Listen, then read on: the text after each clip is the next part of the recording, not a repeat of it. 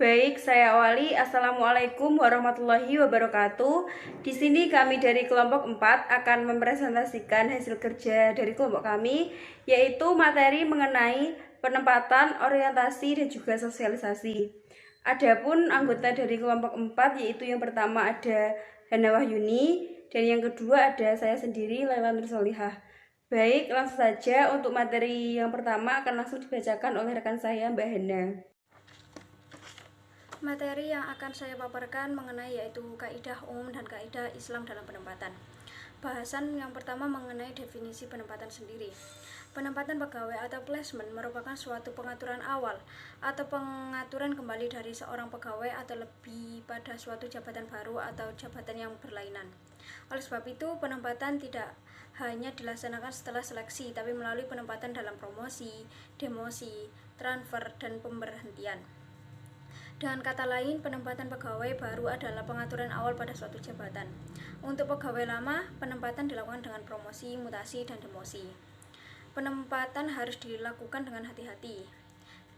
Membicarakan mengenai kriteria yang harus dipenuhi dalam pelaksanaan penempatan karyawan, meliputi pengetahuan, kemampuan, dan keterampilan. Dalam manajemen sumber daya insani dikenal dengan istilah right man the right place, di mana penempatan yang salah bisa berakibat pada hasil kinerja sebab dilakukan oleh orang yang bukan ahlinya. Di mana hal tersebut tertuang dalam hadis yang artinya sesungguhnya Allah mencintai orang yang jika melakukan suatu pekerjaan dilakukan secara itqon atau profesional. Dari hadis riwayat Tabrani, di mana penempatan memiliki tujuan utama dari pemilihan di mana penempatan seseorang ke posisi yang sesuai. Materi selanjutnya yaitu mengenai prosedur penempatan sumber daya insani. Membicarakan mengenai prosedur untuk penempatan karyawan di sebuah perusahaan sangatlah berhubungan erat dengan penggunaan sistem serta prosesnya. Untuk mengetahui prosedur penempatan karyawan harus memenuhi persyaratan sebagai berikut.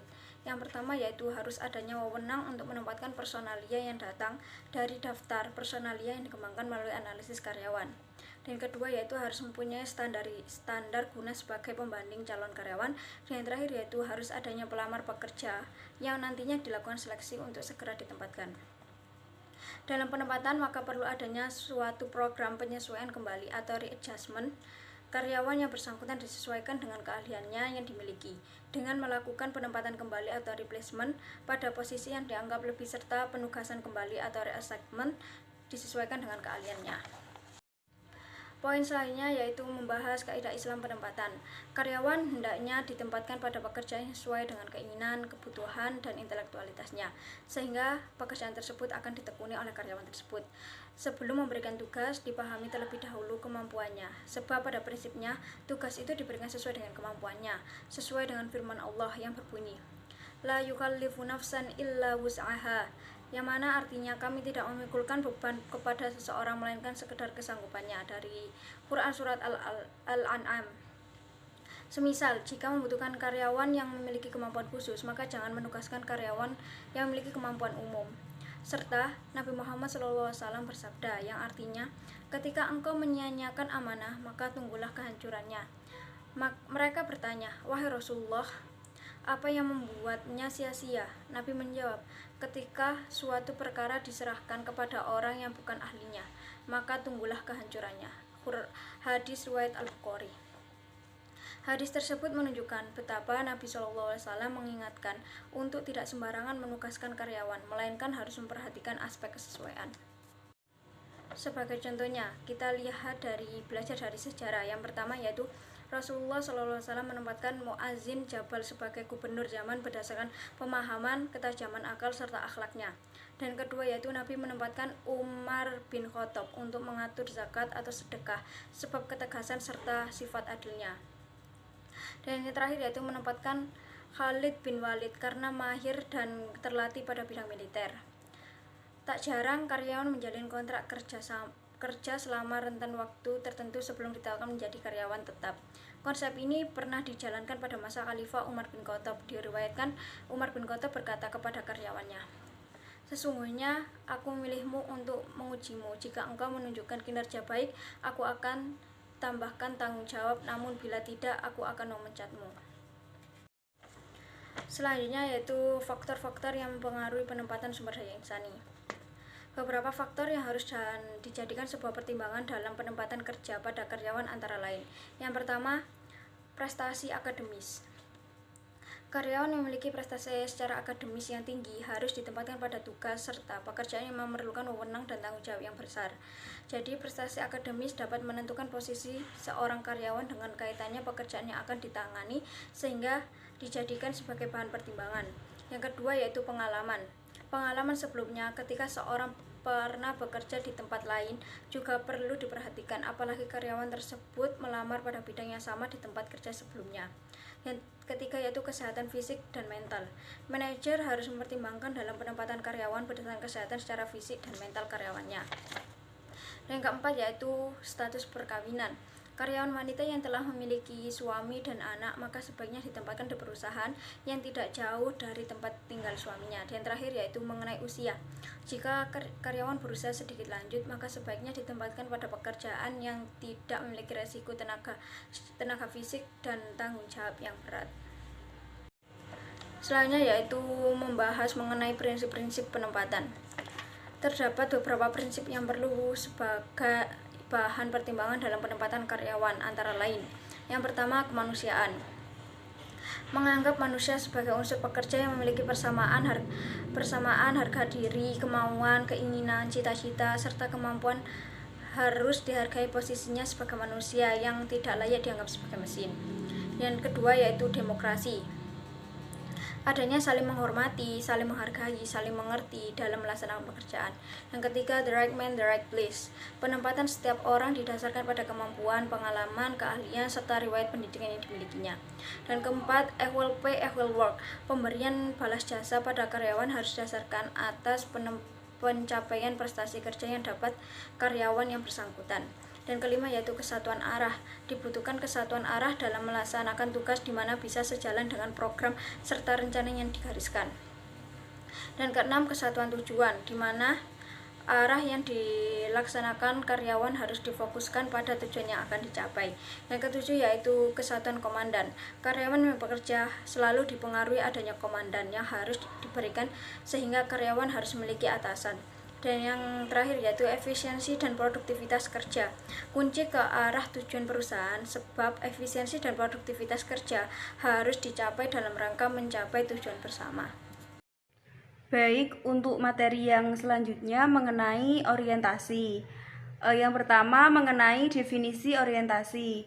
Orientasi merupakan suatu proses di dalam mana pegawai baru mengembangkan pengertian tentang hubungannya dengan pegawai yang lain dan dengan tugas organisasi. Orientasi juga berarti suatu prosedur yang memberikan informasi dasar kepada karyawan baru yang berkenaan dengan pemberi kerja, cara kerja, tentang perusahaan, dan berbagai informasi yang diperlukan untuk melaksanakan pekerjaan dengan baik. Ada dua jenis orientasi, yaitu yang pertama orientasi unit kerja dan orientasi organisasi. Orientasi unit kerja memperkenalkan karyawan dengan sasaran-sasaran dari unit kerja dan menjelaskan bagaimana pekerjaannya berkontribusi pada pencapaian sasaran unit kerja dan meliputi pengenalan karyawan baru tersebut dengan rekan kerjanya. Sedangkan orientasi organisasi menginformasikan karyawan baru tentang sasaran perusahaan, riwayatnya, filosofinya, prosedurnya, dan peraturannya. Selanjutnya yaitu manfaat orientasi. Yang pertama, mampu menyesuaikan diri dan berinteraksi dengan perusahaan yang baru dengan cepat. Yang kedua, mampu memahami budaya organisasi serta visi misi, nilai, dan aktivitas operasi dengan cepat. Yang ketiga, mempunyai mindset yang sesuai dengan organisasi. Yang keempat, persiapan pekerja baru dalam menjalankan tugas organisasi.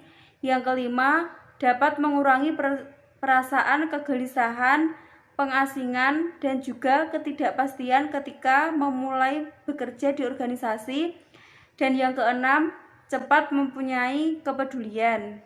Selanjutnya, macam-macam dan tahapan orientasi.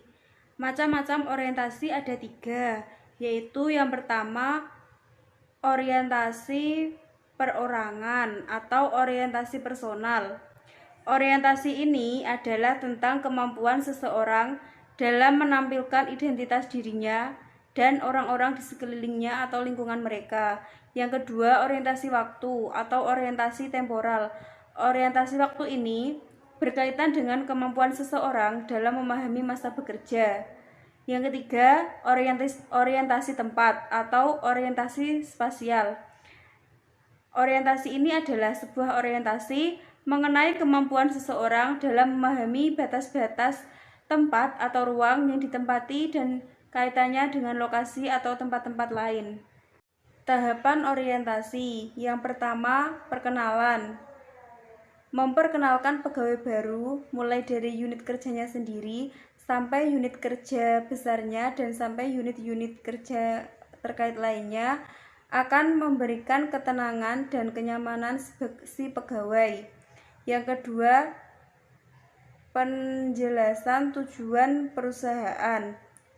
Dengan menjelaskan profil perusahaan secara lengkap seperti visi, misi, nilai-nilai budaya perusahaan dan struktur organisasi, maka membuat pegawai baru lebih mengenal perusahaan tersebut. Yang ketiga, sosialisasi kebijakan. Perlu adanya sosialisasi tentang kebijakan perusahaan yang berlaku, mulai dari kebijakan yang baik yang terkait dengan sumber daya manusia seperti reward, karir, training, hubungan kepegawaian, penilaian pegawai, sampai pemberhentian. Yang keempat, jalur komunikasi. Membuka jalur komunikasi mempermudah pegawai baru menyampaikan aspirasi maupun pertanyaan. Yang kelima, proses monitoring. Pada awal bekerja, pegawai baru sudah disosialisasikan target kerja yang harus dicapai. Perlu adanya monitor secara rutin terhadap hasil kerjanya, sehingga dapat membantu pegawai tersebut lebih meningkatkan. Selanjutnya, program orientasi. Dalam masa orientasi berisi program-program seperti berikut ini. Yang pertama, orientasi perusahaan yang berarti memahami visi, misi, nilai pusat, lembaga, dan aturan yang digunakan. Yang kedua, pelanggan dan pesaing yang memberi harapan untuk mempromosikan pengguna dan pelanggan perusahaan. Yang ketiga, pekerjaan dalam bentuk pembagian tugas yang jelas yang harus dikerjakan. Dan yang keempat, kemudahan di semua bidang yang dapat mendukung dan mempermudah perusahaan. Selanjutnya, permasalahan dalam orientasi. Orientasi haruslah berawal dengan jenis informasi yang relevan dan segera untuk dilanjutkan dengan kebijakan-kebijakan yang lebih umum tentang organisasi. Orientasi haruslah berlangsung dalam kecepatan yang membuat karyawan baru tetap merasa nyaman. Suatu orientasi yang cepat dan sebentar dan pegawai baru langsung ditempatkan pada pekerjaan. Hal tersebut dapat menyebabkan stres. Proses orientasi yang terlalu banyak dan penyampaian yang terlalu cepat dapat mengabaikan karyawan baru stres. Selanjutnya, keuntungan dan kelemahan orientasi. Keuntungannya yaitu usaha-usaha orientasi yang efektif sangat berkontribusi terhadap keberhasilan jangka pendek dan juga jangka panjang. Sumber daya insani mengandung saran-saran mengenai bagaimana membuat orientasi karyawan lebih efektif. Satu cara untuk mengembangkan efisiensi dari orientasi ialah melalui penggunaan orientasi. Untuk kelemahannya yaitu kelemahan umum dari program orientasi adalah pada level supervisor. Walaupun bagian kepegawaian telah merancang program orientasi secara efektif dan juga melatih para supervisor tentang bagaimana melakukan orientasi pada bidangnya, namun seringkali mengalami kegagalan. Dari mengenai sosialisasi. Sosialisasi adalah proses di mana organisasi membentuk sikap pemikiran, dan perilaku para pegawai. Sosialisasi merupakan langkah pengambilan yang dilakukan individu terhadap kepercayaan, nilai, norma dari kelompok yang statusnya lebih rendah atau lebih tinggi, di mana dia menjadi anggota tapi tidak menjadi bagian atau belum menjadi bagian dari kelompok tersebut. Sosialisasi dapat dilakukan dalam 3 tahap agar karyawan dapat memberikan kontribusi penuh terhadap perusahaan, yaitu yang pertama, tahap sosialisasi yang telah diantisipasi sebelumnya. Tahap ini dilakukan sebelum karyawan masuk ke dalam organisasi perusahaan. Yang kedua, tahap perkenalan atau pertemuan. Tahap sosialisasi yang terjadi ketika karyawan memulai kerja barunya. Karyawan baru menganggap manajer sebagai informasi terpenting tentang pekerjaan dan juga perusahaan. Dan yang ketiga, tahapan settling in.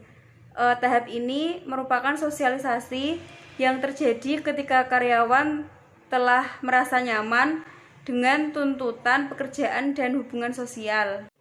Selanjutnya, orientasi dan sosialisasi dalam Islam. Sosialisasi menjadi langkah pertama memperkenalkan organisasi atau perusahaan kepada karyawan baru. Pada hakikatnya, sosialisasi ini adalah menuju nilai kepada seluruh anggota organisasi. Menjual nilai ini tertentu lebih sulit daripada menjual ide, karena nilai terus ditanamkan dalam sanubari dan diharapkan menjadi patokan dalam bertindak meskipun tidak diawasi oleh siapapun. Terdapat beragam cara untuk melakukan orientasi dan juga sosialisasi. Di antaranya tercantum dalam sejarah Islam, Khalifah Umar bin Khattab melakukan orientasi dan juga sosialisasi dengan cara memanfaatkan musim haji. Momen musim haji tersebut digunakan menjadi muktamar tahunan dengan mengundang pejabat daerah, mensosialisasikan kebijakan dan juga program pemerintah, melakukan monitoring dan evaluasi terhadap kinerja para pejabat, serta memberikan kesempatan kepada rakyat untuk menyampaikan pengaduan termasuk zalim pejabat. Materi selanjutnya adalah alur penempatan SDI, promosi, mutasi, dan demosi. Yang pertama, promosi. Promosi adalah proses menaikkan tenaga kerja kepada kedudukan yang lebih bertanggung jawab. Kenaikan tersebut tidak terbatas pada kedudukan manajerial saja, tapi mencakup setiap penugasan kepada pekerjaan yang lebih berat atau beban beroperasi tapi kurang penyelesaian. Promosi memberikan peran penting bagi setiap karyawan, bahkan menjadi idaman yang selalu dinantikan. Dasar-dasar promosi antara lain pengalaman, kecakapan, dan juga kombinasi pengalaman dan kecakapan. Mutasi. Mutasi adalah kegiatan memindahkan tenaga kerja dari suatu tempat kerja ke tempat kerja lain.